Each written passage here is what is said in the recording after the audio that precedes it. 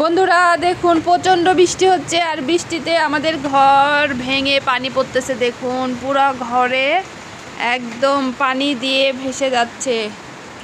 এভাবেই থাকতে হয় আমাদের।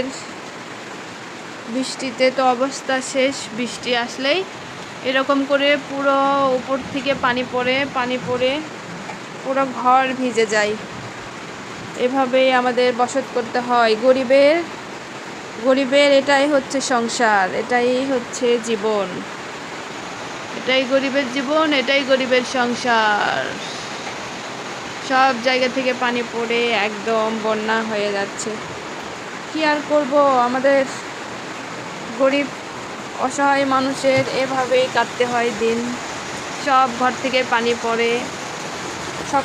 রাত থেকে বৃষ্টি হচ্ছে,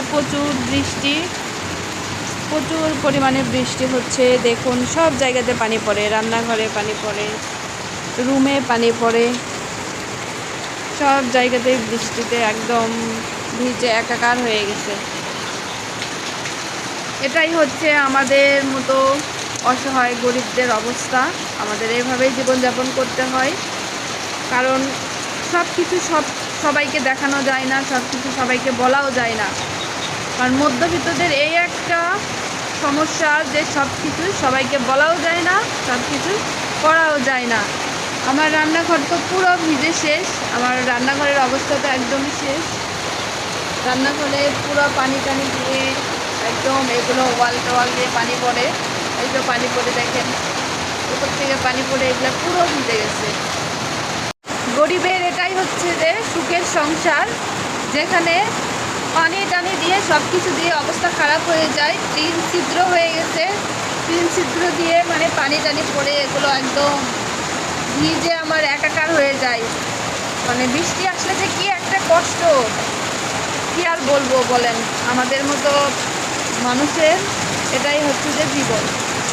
প্রচণ্ড বৃষ্টি হচ্ছে, প্রচণ্ড বৃষ্টি। দেখুন প্রচণ্ড বৃষ্টি হচ্ছে রাত থেকে, পুরো এগুলো ভিজে গেছে। মানে এত বৃষ্টি হচ্ছে। আর আমার তো সব চালের সমস্যা হয়ে গেছে, ঘরটর দিয়ে পানি পড়ে যায়।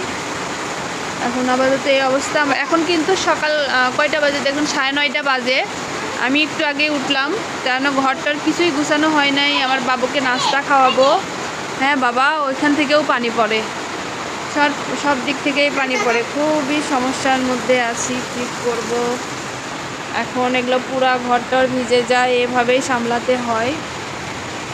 সব জায়গা থেকে একদম মানে টিন মনে হয় ছিদ্র হয়ে গেছে, এগুলো দিয়ে পানি পড়ে অবস্থা খারাপ হয়ে যায়।